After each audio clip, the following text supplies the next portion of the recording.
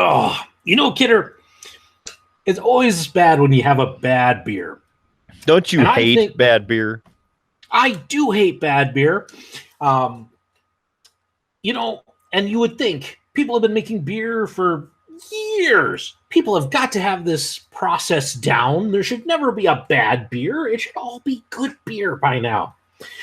But, Kidder, we've drank a lot of beer on this show. We've drank a lot of beer. We need to drink more. Yeah. I mean, listen, we by no means reached the peak of beer drinking on this show.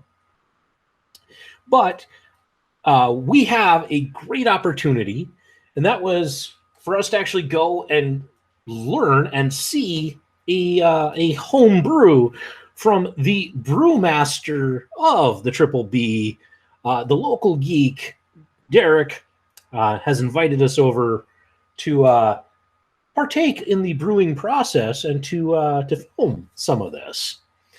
So we're getting to share it with all of you. Enjoy this special bonus episode of the Triple B as your good brothers here learn how to brew some beer. And hopefully it's better than this.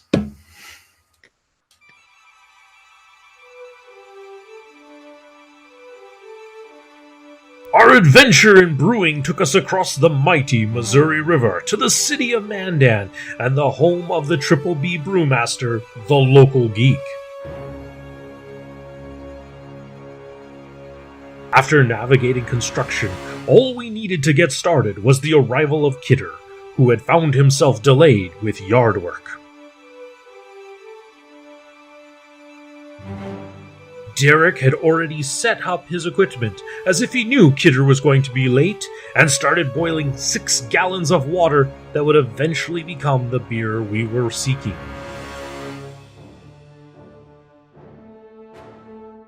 Once Kidder had arrived, Derek reignited the burner and brought the water back to an appropriate temperature. Right around that 150 to 170 range. That's going to give you the right flavors you're looking for out of it. If you get too hot, you get more bitterness out of the grain.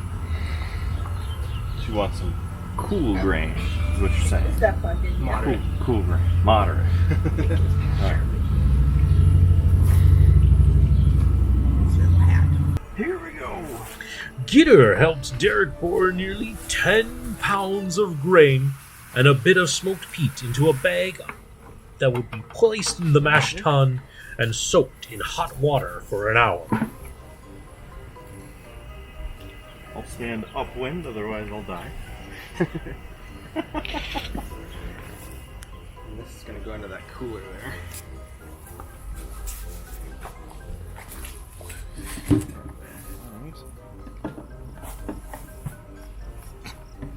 So that's essentially like a steeping bag for tea, or how tea would be in a larger scale. So once this water gets back up to temp, we'll transfer it in there and steep it. Sweet. Okay.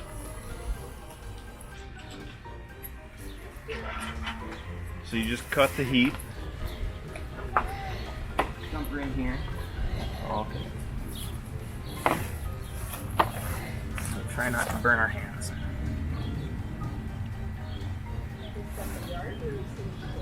Now we're at about 170, almost 165. Just about 170. All right.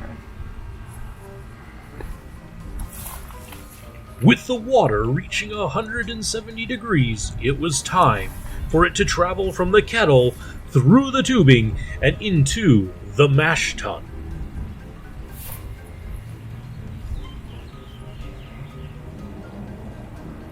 Better take a quick drink, Jake. Mm-hmm. Take a quick drink. Make sure that the quality is from start to finish 100%.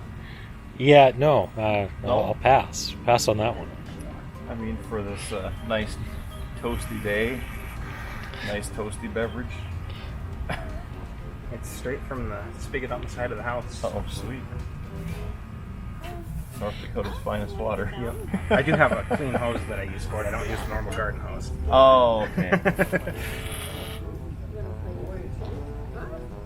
But in theory, bringing it up to that temp is also going to boil off like bacteria and whatnot. Once it sits in here, we're going to boil it for another hour. So yeah, any bacteria that's in there. So at this point, I've just cleaned these pots with soap and water. Okay. This has been cleaned with that sterilizer that's in there. It's an acid-based food-grade sterilizer. They use it in most kitchens. The ones that aren't using it are missing out. Probably. It needs like 30 seconds of contact to be considered sterile. Sure.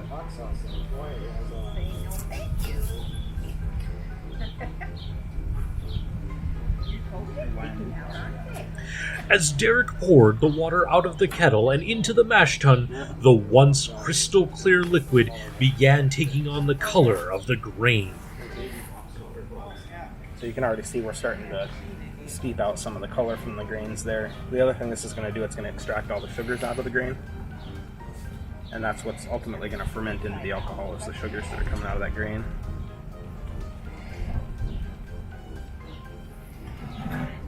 More sugar.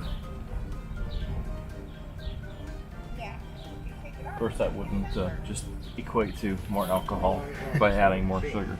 It would actually. Oh, would it? Yep. Well, let's go get some sugar cubes. Up to about 12% is what most beer yeasts can do. Alright. So what we've got in here, we've got 8 pounds of 2-row pale malt, 1 pound of home toasted pale malt, so I just toasted that in the oven, a half pound of Dakota malt, a half pound of Crystal 40L, a little over a half pound of roasted barley and caramel 120L, and then 14 grams of smoked peat. Smoky? Yeah, so we'll get a little bit of smokiness out of it, but I'm going for just a light smoke on it. I didn't want it to be super heavy.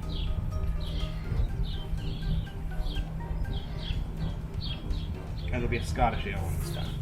Hey.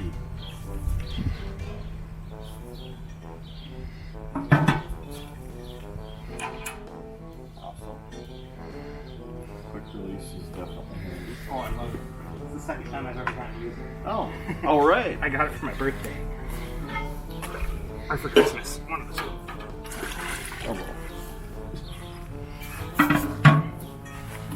So we'll seal this guy up for an hour. Awesome. As we waited, the conversation was focused on beer and the brewing process, as Kidder asked all the hard questions. Just want to keep it in the sun so it keeps cooking. No, I just wanted to get it up high so that when we drain it out of there, the pot sits lower than it. It's gravity keeping you down. Right. Fair enough. I do have an auto siphon, but I'd rather just use gravity. Fair enough. What'd you call those, Derek? Chinook hops. So they're from Chinook, Montana? No? No, Not quite. not quite. And then these ones are Northern Brewer hops. They're going to look pretty much the same. Same. Okay. You can definitely smell the aromas off of them. Yeah. And aside from the aroma, how do you tell the difference in them? Just The writing color. on the cup. Oh, the writing on the cup. All right. I see we're very scientific. Yep. That's perfect. It's good for us here at the Triple B. If you ever see me brew an IPA, you'll know I've gone crazy. Really? That's interesting. So you just like drinking some like of the lower end bitter IPAs? For the most part, yeah. Yeah, I've done. There's a few that I like, but I usually don't do more than one at a time. Okay. Usually I'll go for a stout or a porter or Scottish. The thicker, more rich beers. Right. Sure. Those are my favorites. You're going to absolutely love the episode we recorded last night. IPAs? Maybe. There's nothing wrong with IPAs. I'm just not a fan myself. Aha! I knew it. So it's good that I forgot those IPAs in the fridge. I was going to say, you know what's worse than an IPA? A surprise IPA. Or a warm one. Those ones are ones that I definitely have to have them cold at least. When somebody's thinking they're drinking an amber and they get an IPA, that's a pretty good reaction. That was me. I should say that I didn't just take a sip like, oh, this is an amber ale. I grabbed it out of the fridge for the show and thought that it read amber ale. And I got downstairs, we started doing our normal discussion before the show, and I looked at it again when we started the show, pulled it up because I was thirsty. Amber IPA. Okay, so I'm disappointed already. Opened it up, and that was The bitter one? it was quite the show. Quite the show. I was hoping you were going to say you got down there and took a big swig of it before realizing. No. And Thankfully, I didn't do that. Because, on the show, we try to explain a little bit about the beer as much Right. as we can figure out before we drink it. Well, I should have figured that it could have just gone right in the garbage. Those cans and a bottle set that we picked up in Iowa last week. It was a different variety. It was like a summer variety pack, and that one was almost as bad as the Avalanche one was good. There's a watermelon one and a like a shandy type. It was kind of trying to be a summer shandy-ish, but with watermelon. Right. But it kind of tasted like the watermelon was bad. I don't know how you can have bad watermelon, but. And then the other one was. Have you ever ate dehydrated watermelon? Nothing I can recall. Okay. That's, for some reason, when you take get the water out, it gets bitter. Oh, okay. And normally I don't mind like bitter or tart or whatnot for the tasting of it, but it just In gross. watermelon, it's not Sure, probably not. Then the other one was some kind of other seasonal type summer poor excuse for something that was brewed. I don't know. Yeah, we one time got the Leinenkugel Shandy variety pack, and there was a couple of those that were a little iffy too. I'm guessing it had summer shandy. Had a and grapefruit one. Oh, grapefruit, then like a berry. I think there was a berry and an orange, and the berry one was the questionable. Oh, one, if I really? remember right. Haven't had a chance to review it yet, but the Corona Refrescas, if you've seen them. I've seen them, I haven't They're- tried them. So they're not static water. Just for the record, they're not static water. They're more of a cross between what you would, I guess, consider like juice and a malt beverage. So they have 4 different flavors or 6 different flavors, something like that. And so if you're looking for something easy to drink, unlike those static waters, these actually have flavor to them, and they're very hard to find. So, and they're only a seasonal thing. Last year was the first year they came out with them. Nice. Yeah, I haven't seen them. I've seen the ads for them, but I haven't seen them on the shelves.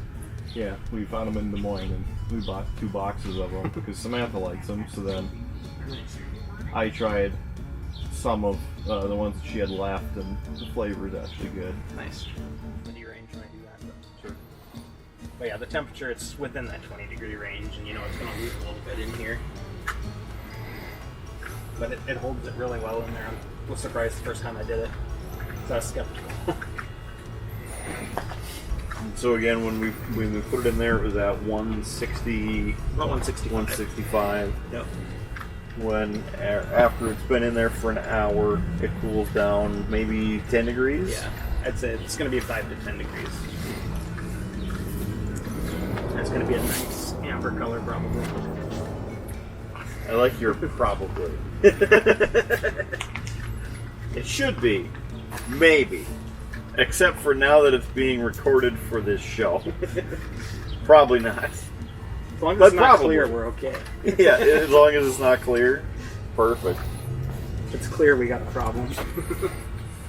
How you doing, Jake? I'm doing good. Good. Although I'm thinking really cold alcohol might explain why that one was so angry. Yeah. Maybe that was why I exploded. Screw you guys, I was cold all winter. Actually, I don't think those ones I gave you had been in the fridge until I gave you these. It's alright. working theory. I keep my 6-packs down in the basement. I'll usually throw one in the fridge, and then when it gets almost empty, I'll throw another one in. No. Yeah, I didn't have a beer fridge until we started the show. Now I have a beer fridge. It's full of weird beer. Your wife just buys those variety packs, and then you grab a random sample. What we've been doing is we go to Willikers, and you can buy like the individuals. To build your own 6-packs. That's what we've been doing. So that way, when I do get the ones that are like, oh my gosh, it's like, I don't have to drink another one of these. I just have to get through the one, and we're good. Yeah, we do that quite a bit just to try stuff too. I try to grab stuff I know is a style I like, but I've grabbed a few of them that are like, oh, that's got an interesting name, or... Yeah. Well, my wife really went wild with it because it was very much like, oh, this has a fruit in it, or this has a tiki guy on it, you should drink that, or... And you're generally not big on the fruit ones, right? I'm really not. Like, that was my thing. Like, I'm like, as she was doing it, I'm like, okay, sweetie, that's a lot of fruit and beer. Can I get some? So, we'll see. Yeah, I didn't even think about that when I gave those 2 to Mark either. I know you'd mentioned it on the show, and I was like, both of those were kind of fruited. Yeah. Like, the Blue Moon clone wasn't as fruited, but it had a lot of orange peel in it. Yeah. And that one wasn't bad. That one wasn't bad. That one I thought turned out really good. I think that's one of the best ones I've brewed to date. No, well, that was... I'm hoping this one is as good or better. Yeah. The Scottish is one of my favorite styles, and I don't know why I've never brewed one before. Well, you got your practice rounds out. Mm-hmm. You know, now it should be good. You have your system figured out a little bit more. 3 minutes remaining.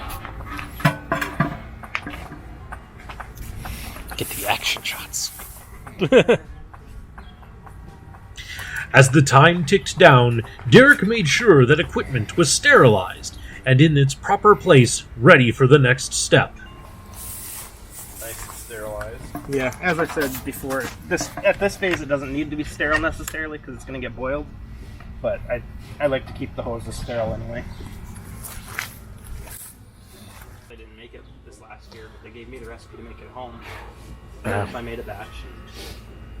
And it was good. Mm-hmm. Hopefully next year we'll be able to make it at the brewery again. It'll continue on, and on Colt's 21st birthday he can help make that batch. That'd be kind of cool. Alright, here we go. Okay. Oh yeah, that's got a nice color.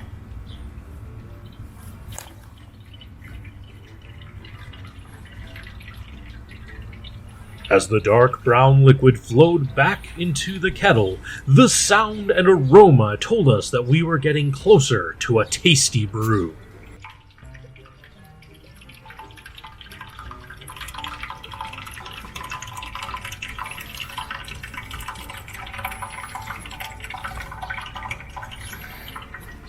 Definitely has an aroma too as it's coming out. Yep, and some people love the smell and some people don't like it at all, so... I'm indifferent to it. I just... I'd say Kidder should come over and take a whiff, but I know how allergic he is to grain. Don't need to kill him. I'd have to find me a new co-host. Right. Good thing Derek's up to speed with the show.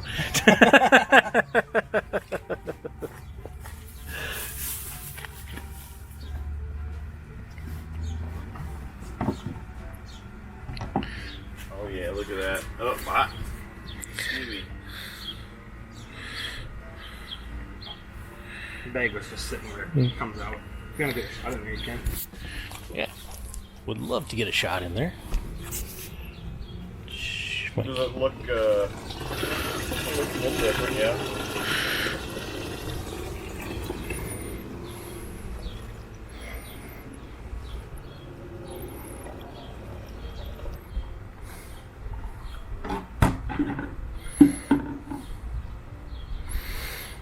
And that's why those coolers have strings on the lids. Yep.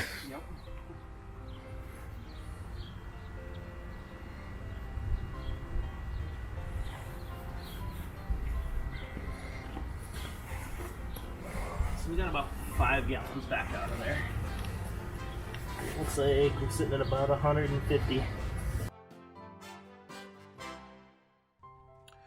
Water lost to the boiling process was regained as Derek rinsed his mash tun out with a gallon of near boiling water.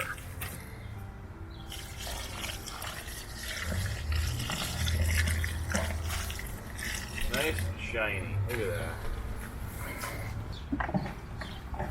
There we go. You notice it got a little lighter after I did that. Yeah. That's just to kind of wash the last remnants and such out. Right. I think we should be sitting around the 6-gallon mark there now.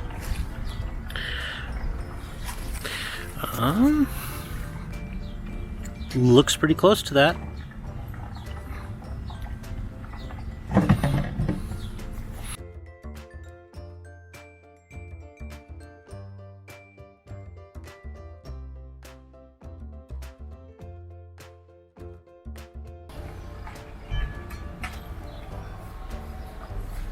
With the mash tun drained, it was time to bring the wort up to a boil. Derek returned the kettle filled with wort back to the propane-powered burner. A quick flick of the lighter, and we were cooking with fire once again.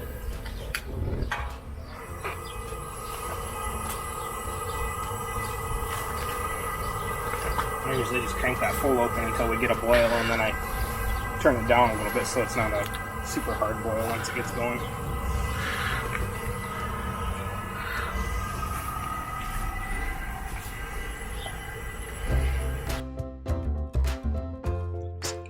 As we settled in for our second hour-long wait of the process, we made small talk. Our offspring, however, took the opportunity for a playdate and a frolic through the sprinkler. Do you want to try eat a little bit of it? You can. Of the grain? It's pretty bland. Let's see. What do you end up doing with the grain afterwards? I usually just dump mine. A lot of people, if they know somebody who raises chickens or cattle, they'll give it to them and Okay. feed it to them. Dialectic has a couple farmers that they'll call whenever they do a brew day that'll then drive out and pick up their huge 55-gallon buckets of it. But I don't know anybody that raises any animals that would eat it, so I just dump mine in the garbage. Some people do a compost pile, but again, I don't have that. I have saved it and had my brother-in-law make bread with it before. He likes to bake, so Oh, okay. I can try that one time, and that turned out pretty good. I was gonna say, my parents raise birds. That could be a source. Yeah. It's not chickens, but they got pigeons and chuckers. And Nice. Yeah, if they would want it, they could sure have it. It's like 10 pounds of grain. I'll have to talk to them the next time I see them. And go, hey, you interested in some grain?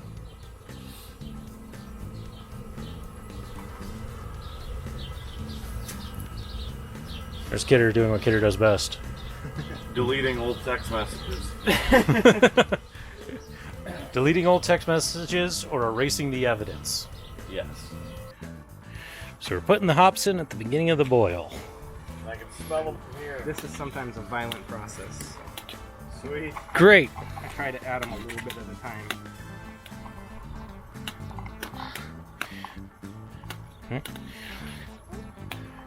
And you said you do this at the beginning and then again 20 minutes in? On this one, it's all at the beginning. All at the beginning, okay. Yeah. Some other styles will call for it like 20 minutes or a half hour or sometimes even 40 minutes in. Okay. And with those hops pellets, are you crushing them at all, or are you just Nope. letting them float around? They'll dissolve in there. So Okay. they look like little rabbit food though.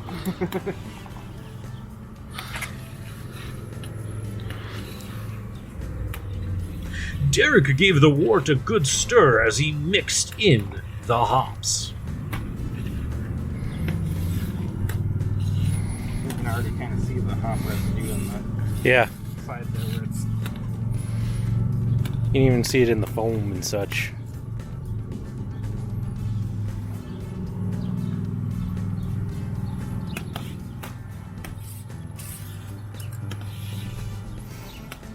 hoppy.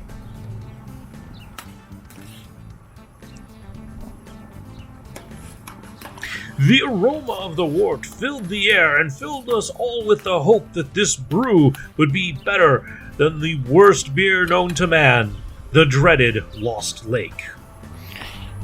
Set the timer.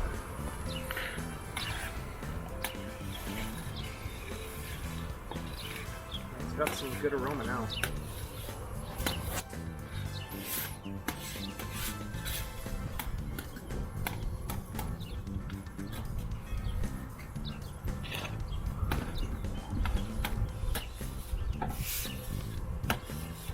The end color on this, looking for a little bit.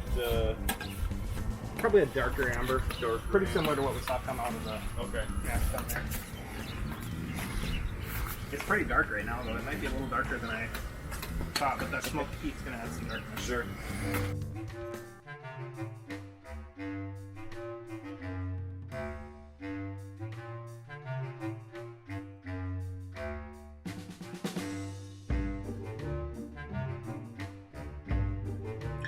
It was clear that this process is a labor of love for our brewmaster, as he checked it constantly, stirring it, adjusting the heat, and making sure that everything was ready for the next steps. While he may be only a home brewer, he had the precision and care of a professional. Meanwhile, Kidder and I could not help but try to be entertaining.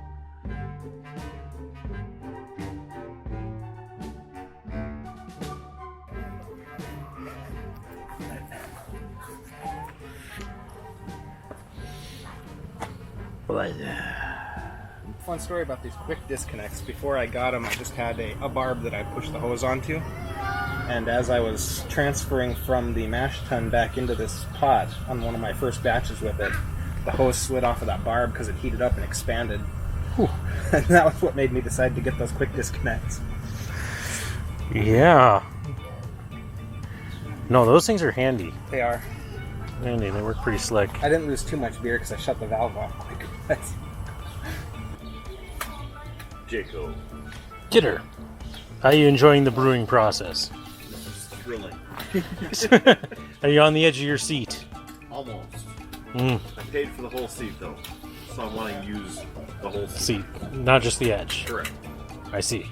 This isn't the edge with Mark Kidder. This is Beer Blues BS. It's more laid back. It's not as in your face. And there's ways to remedy it, but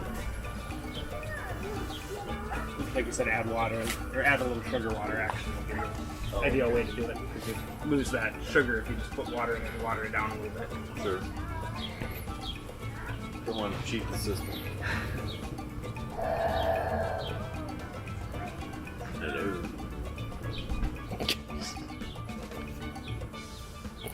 I really think you just wanted to come over here and watch this, so you had a reason to get out of the house and yard work. No. Because it's just waiting for me. As the boil neared completion, Derek prepared to cool the brew before pouring it into the glass Put some magic fermenter. copper in. What's the deal with the magic copper? You run cold water through it, and it's going to cool down the wort to 70 degrees a lot faster than it would if it just sat. It just spits out over there somewhere. I'm just keeping them off the side of the pot for now.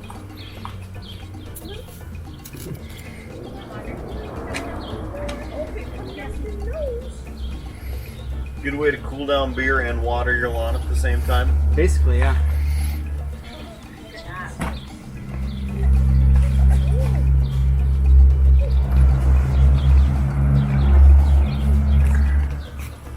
Or some breweries will recycle that water for like cleaning and things like that. But yeah, when you're outside, it's great for yard watering. Except my hose is much too short. I should have gotten a bigger one so I could drag it around and hit a few spots. Yeah. That's for next year. Right? Once you make it famous after this episode gets released. Yeah, there you go. Bah. Just remember your friends. You're making all that money. Right? I'll make sure you get beer. Okay.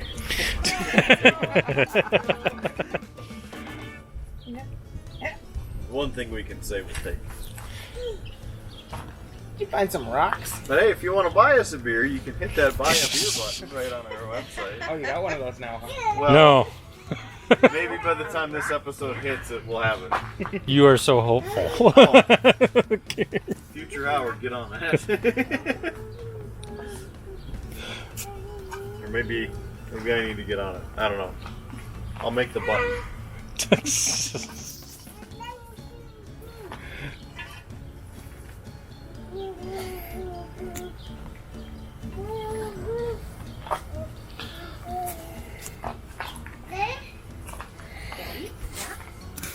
So what are all the extra pieces on the tub here? Just carrying rope, basically. Oh, okay. So it's not like strapping the thing together. Yeah, this will go over the top of it. Okay. Kind of help keep the lid on, but Otherwise, it's just to help carry it. Okay. Because it's a big piece of glass. Sure. So if it did not have that holder on the top, would the top end up shooting off of it? No. No? Not that much pressure? This one fits very loosely. I haven't bought it yet, but they make a neck clamp that'll hold it down tighter. And then it's still got that. So A pressure release valve? this is going to have a hose going into it that's going to go into that growler over there that'll be full of sanitizer. So as this produces CO2, the CO2 will escape out that and go into that sanitizer. And that sanitizer is going to be in there to keep oxygen from going back into the beer, so it's going to burp through that water and nothing can come back up. Interesting. Hot stuff, you can't buy it. They do make things that you can stick on top of it that act like that too, but the problem with those is if you ever have a super active beer and it flows up into that hose, the extra hose will help contain the mess. I like how you put it super active beer. Like it's going places. That Blue Moon was actually a pretty active one. Oh, yeah? It overflowed on me. What?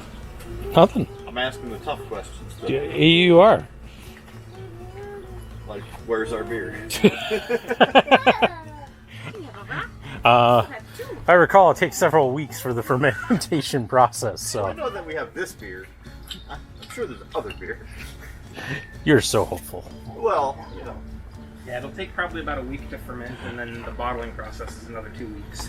With the turn of a handle, cold water began flowing through the copper tubing, cooling the boiling wort.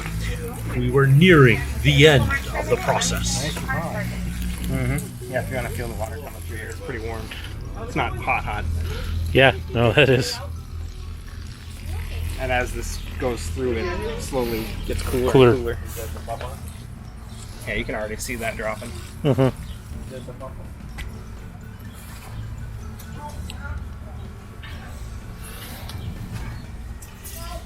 Usually takes between 5 and 10 minutes to drop to about 70 degrees. I like the steam coming off the top, too. To aid in the cooling process, Derek used the copper tubing to agitate the wort and move it around.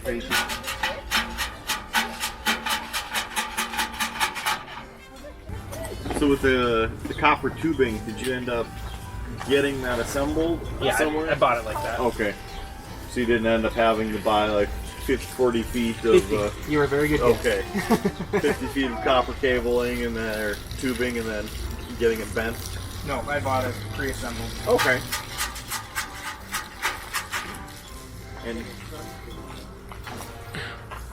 And for somebody who would want to go pick up some of that, where would a good place be?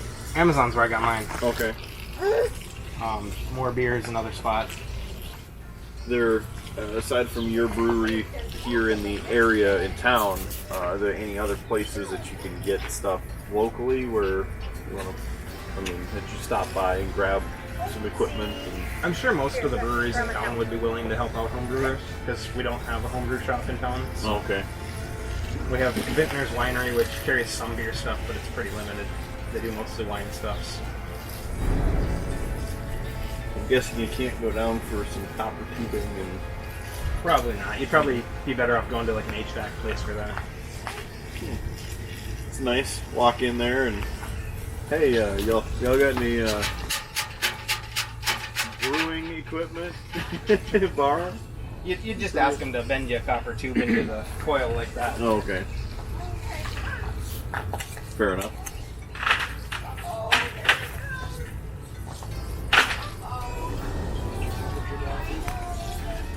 About 165. And what's the temper shooting for when it gets cool? 70. 70. Sure feels cooler than that though. It's not as submerged as it usually is though. It's still pretty warm on the copper side. Yeah. You ready to go bye-bye? Have a good day. Yeah, See you later. We're gonna Can regain you some wait? water here too. He's like, what? Can you wave bye-bye? Wave bye-bye. Yeah, Later. well, the leak. Watering down the product. Kidder's gonna be so disappointed. Yeah, what is this watering down the product garbage? Yeah, he's just got a little leak and a little condensation.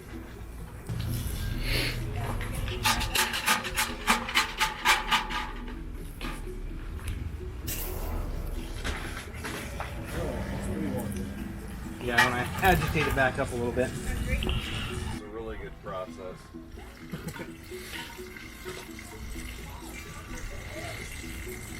To steal a line, it's gonna be good!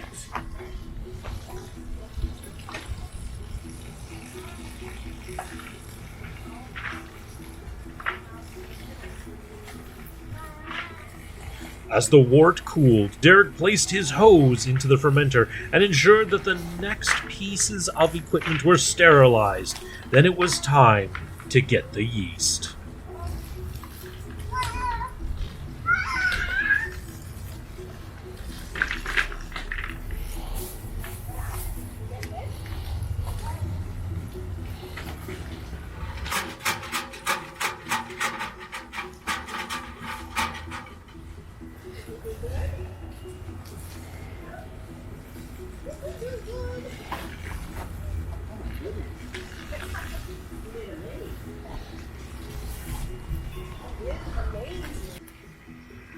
Here's our yeast.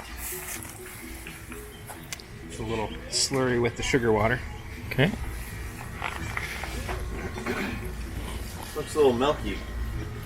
That's the yeast and sugar water. Alright. I should have waited to show you until, or shake it until after I showed you, but That's alright.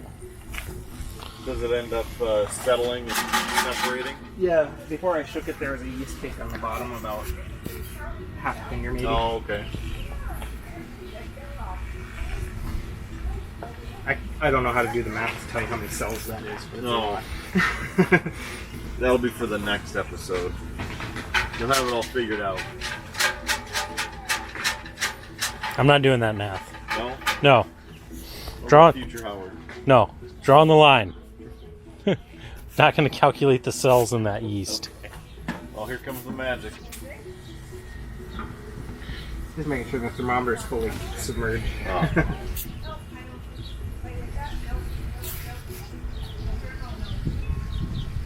See, I kind of got this coiled down in here. That's to keep it from agitating the beer too much as it pours in there. Try to keep as much oxygen out of it as we can. Okay, because what happens if you get oxygen in there? That's what can cause some off flavors and things of that nature. Hmm. Not necessarily going to make it bad, but that's typically what like a skunky beer is that oxygen got into it. Okay.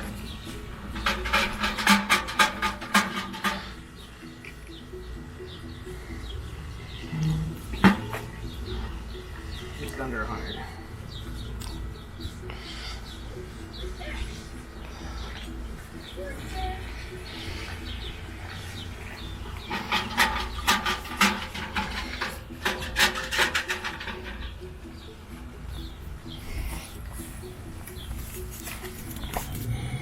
Oh yeah, you can see it settling down there now. Yep.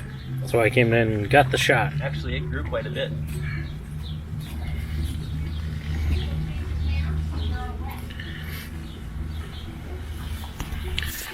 Open it a little bit and take a smell. You can too. It smells quite a bit like the Blue Moon, since that's where the yeast came out of. Kidder, you want to give it a whiff? I suppose we can give it the old college try. Yeah, since we still got some time. Shake it first.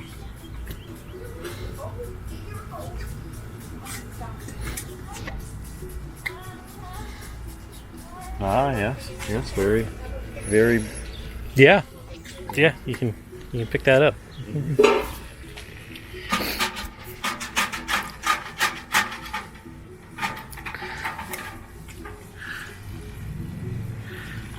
It's like just under 90.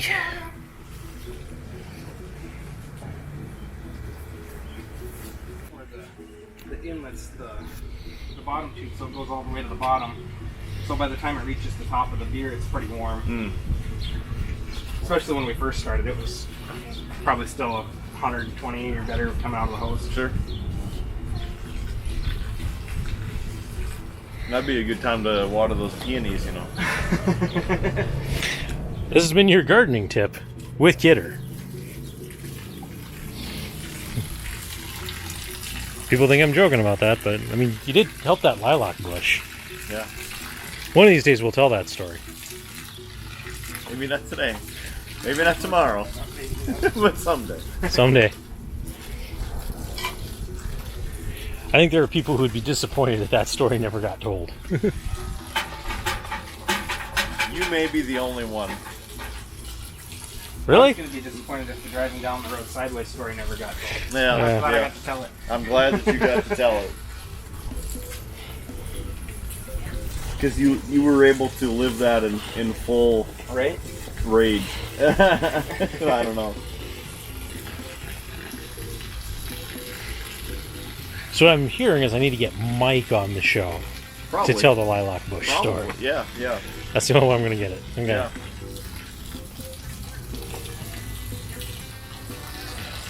I don't know how easy it would be to get Mike on the show. I'm sure we could con him into coming out of the show somehow. Just tell him that it's a KRDN special report.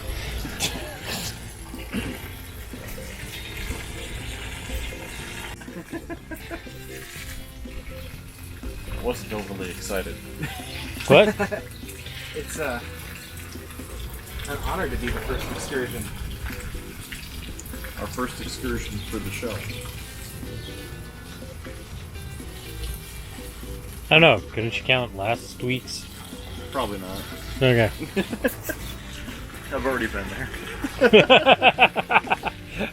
Yeah, you haven't been to my house yet, have you? No, this is the first. I've been to Derek's house before. Yeah? Yeah. Yeah. Why would... For that victory, would you like a beer? Why? You buying?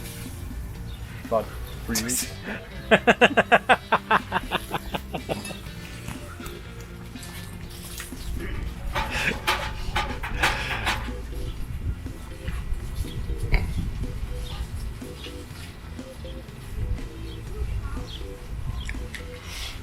And when all looked good, disaster struck.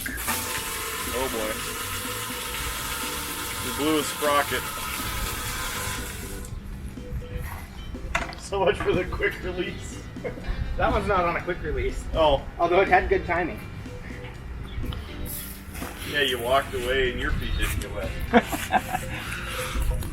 Oh, look at that. With the turn of a lever, the liquid began to flow into the fermenter.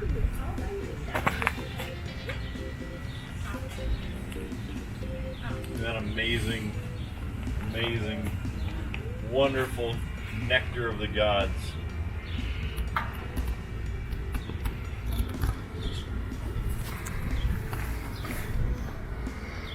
Apparently I need to put a hose clamp on there. Evidently. Too much pressure. So is this about the final color for when you actually end up drinking it? Yeah, it might settle out a little bit and clear up, but it does look pretty murky, but it should be roughly that color.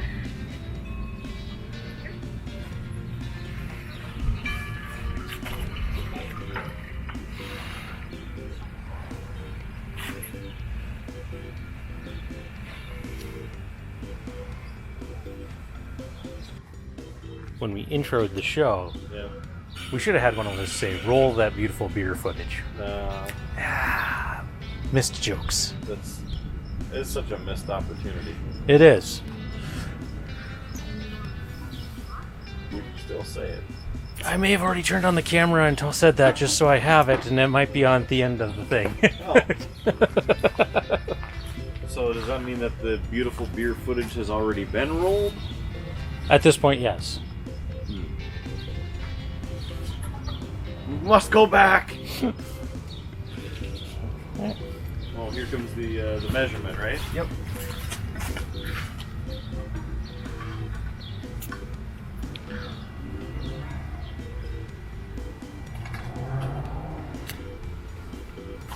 You're wasting beer! So it just floats in there? Yep.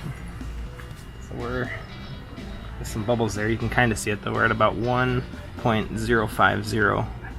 Just about right on the dot, maybe 1.051. Okay. And then we're looking to finish somewhere in that green range. I think 1.015 is what we're shooting for. If I Okay. remember right. Awesome.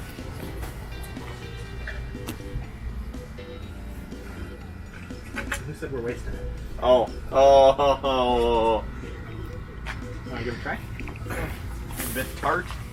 It's sweet actually. Oh, a bit sweet. All right. Cheers to you, Jake, and everybody watching and listening. I'll leave some for you.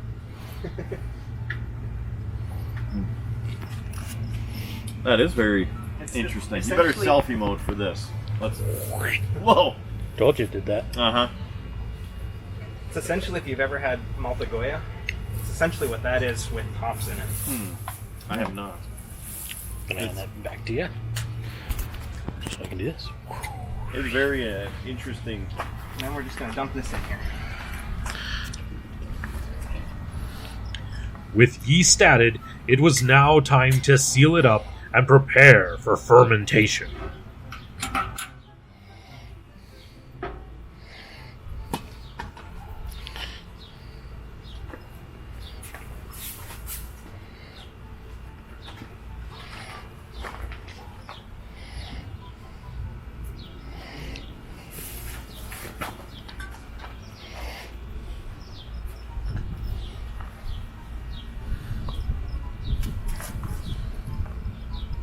I attempt to not do what I did on my last batch, which is push the stopper into the beer. It's too disinfected. There we go. And then this end's just going to go into a carboy to sit once I'm done. So feed that through here. Look at that.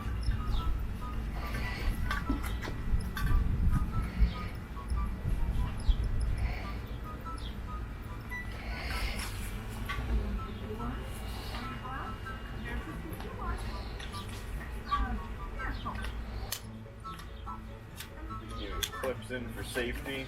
Yep. Look at that. There she is. And then it'll sit in my basement like that for about a week. Awesome. It's like that hot stuff. Grab the doors for me, please. Do what? Doors? Oh, here. We're getting a live view. Out of the way. You gonna grab that?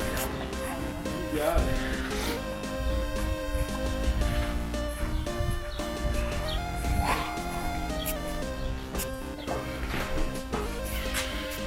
I will warn you, my basement's a mess.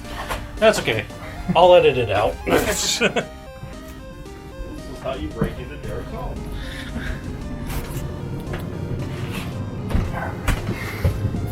Yeah, this looks familiar. Okay. Got it. I'll just plop that in here. And probably tomorrow I'll start seeing some bubbles burping through there. Awesome. I'll try to get some video of that and send it over to you guys. Alright. Sounds good. Want to give you the last of the good stuff right there, so then for all your hard work. Thanks for inviting us over and helping show the good stuff to the good people, to a couple good brothers. Right? Yeah, and I'll definitely get you a couple bottles once it's ready to go. So. we'll have to have you back on when they're ready. Then you can tell us about a little bit more, Right? taste profile and what you've been up to, and why you have pink flamingos. That's what your question is? He's got a 3D printer. Okay, yeah. Why? Maybe that's where the flamingos came from. Oh. Did the flamingos come from the They did 3D not. printer? No, I don't remember for sure where they came from. I think they came from Menards. Okay, Well, now you killed that. That I could have been know. the cliffhanger. I know. Now we don't need him on the show. While our beer making journey was at an end, the local geek kept us updated on the beer's progress. With fermentation done, the beer was moved from the fermenter to a large pail.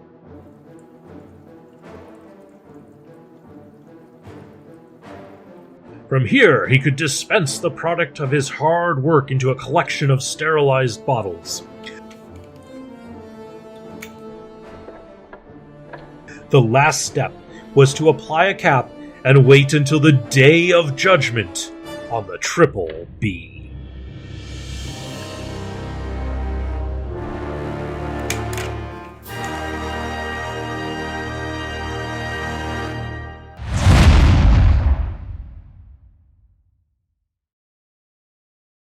All right, everybody. So there you got to see it. Howard and Kidder learning how to brew a beer firsthand, led by, of course, the local geek, Derek. Hopefully, you all found this to be a fun and enjoyable experience. And hopefully, Kidder, when we finally get to taste this hard work, this effort, we enjoy what we've produced. You know, I already know that it's going to be delicious because it can't be as bad as that crap that we had to suffer through before. And on top of it, I believe I heard you say that he is the official brewmaster of the Triple B. Mm-hmm. So that's some high and mighty praise from the process that we got to take part in. And of course, with us being part of it, well, it can't be bad because your good brothers are involved. So it's going to be good. Duh. And I mean, this show is about beer and other things. So, of course, well, why not? Got to have some good beer, some good times, absolutely, and some good old stories and some new stories. And this, fantastic. Glad to be part of a new story, as it were, adding to our many, many pieces of repertoire and lists of stories that we have from over the years. So go ahead and take us home there, Howie Blues. All right. Well, you've all been listening to another spectacular bonus episode of Beer Blues and BS, the podcast that's not afraid to make its own beer and lie about how good it is later. I am your host, Howard Blues, here as always, with the man, the myth, the legend, the Mark Kidder. Kidder, have a good night.